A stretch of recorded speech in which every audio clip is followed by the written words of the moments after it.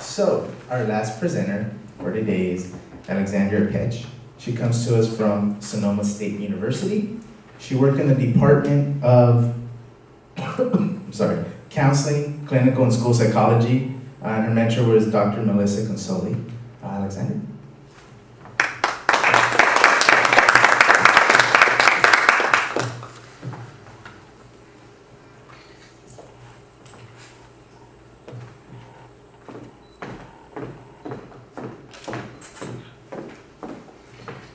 Good morning, everyone. My name is Alexandria Pech. Again, I have the pleasure of working with Dr. Melissa Consoli and graduate student Kevin DeLucio in the Counseling, Clinical, and School Psychology Department. So today I will be presenting my research on predicting and fostering resilience in children of incarcerated parents. So I would like to begin my presentation with a short video from Sesame Street. And this is Sesame Street's campaign to raise awareness about children who have parents incarcerated. And it also seeks to explain to young children just exactly what incarceration is.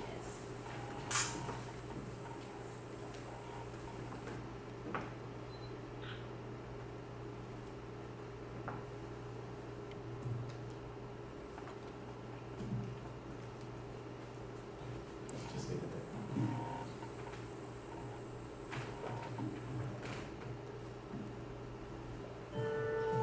Little children, Big challenges.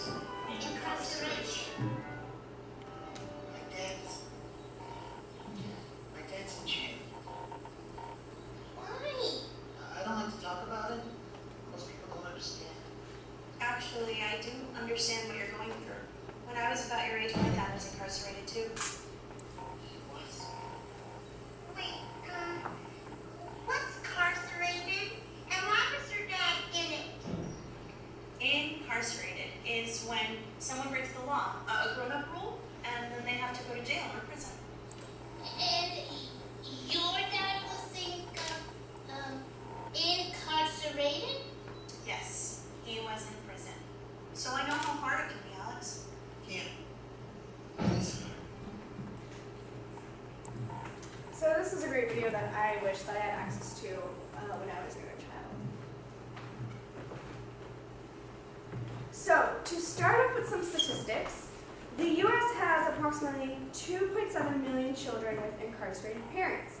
And to understand how we got to such a high number, we need to look at the past incarceration rates as they have risen over the last 20 years. So starting in 1991, the U.S. had almost 500,000 parents in prison. 10 years later, that number had doubled, leaving 1 out of every 125 group of children with incarcerated parents. 10 years after that, in 2011, we had 1 out of every 28 group of children with a parent in prison. So some long-term effects on CIPs, which is an acronym for Children of Incarcerated Parents that I will be using throughout my presentation.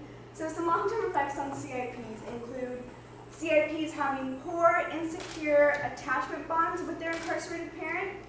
Also, CIPs are known to have negative academic performances in school. And a lot of times, children of incarcerated parents are stigmatized by their peers. And this stigma can often lead to social exclusion.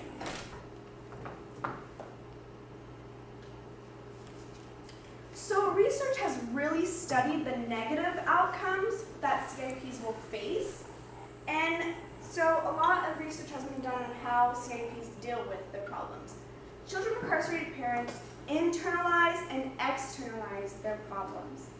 So anxiety, depression, feelings of immense shame and guilt are feelings that are common in CIPs.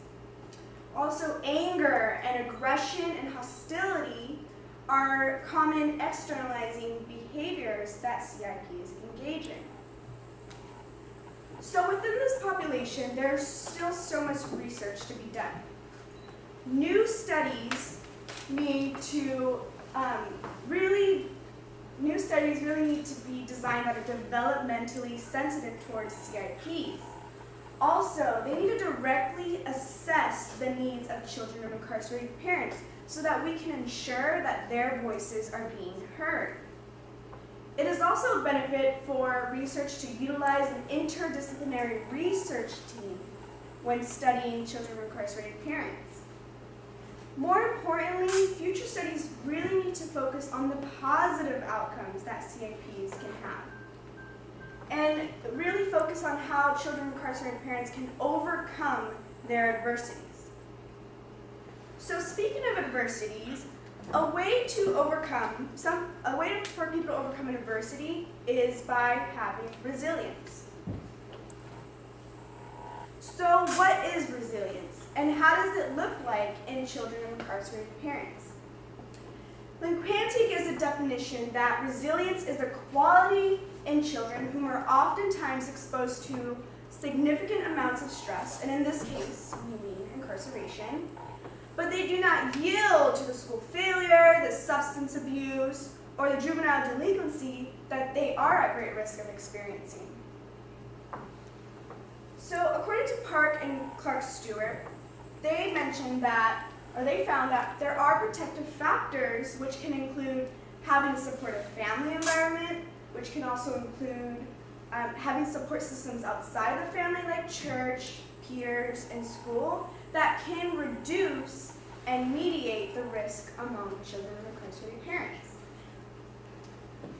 Also, it is important to note that resilience can be conceptualized into coping mechanisms. And so what this allows children of incarcerated parents to do is to involve themselves in sports, in church, or any other extracurricular activities so that they have a positive outlet just for them to feel normal.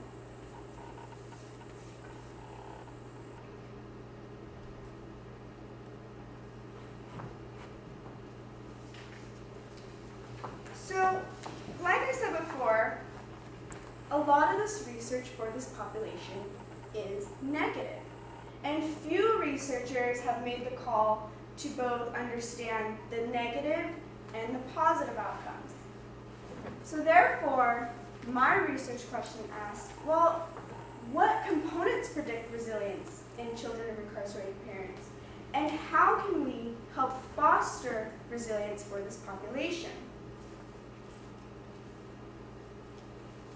And based on the literature that I have read, I do hypothesize that certain components, which I will mention in the next slide, will be more significant in predicting resilience than other components.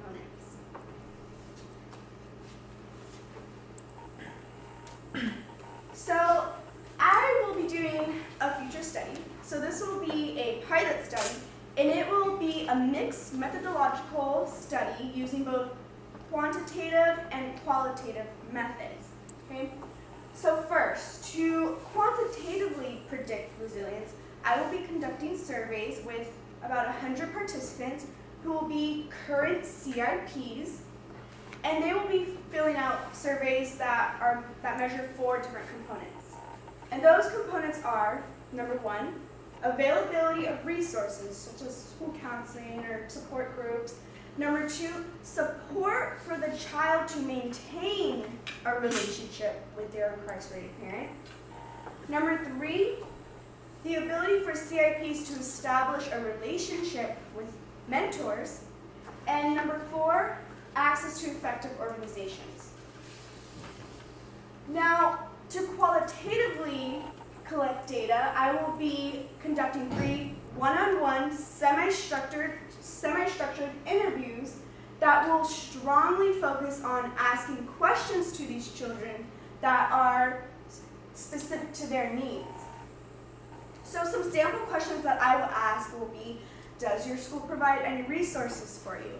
Another sample question I will be asking will be, do you have someone in your life that you can always talk to, that you can really trust?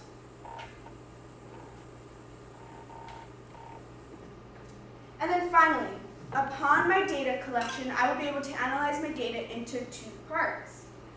First, to qualitatively analyze my data, I will be conducting a thematic analysis to detect any emergent themes. And second, to quantitatively analyze my data, I will be using the scale data collected from my surveys and using a regression analysis to determine if a certain component is more significant in predicting resilience than any others. Now, my future prediction is that children of incarcerated parents who have a mentor and who have the support to maintain a relationship with their incarcerated parent will be more significant in predicting resilience than any other component. And lastly, it's important to note that unfortunately this population of children is often regarded as an invisible population. So with my future research, I do hope to raise awareness for these children and their families. Thank you. Any questions?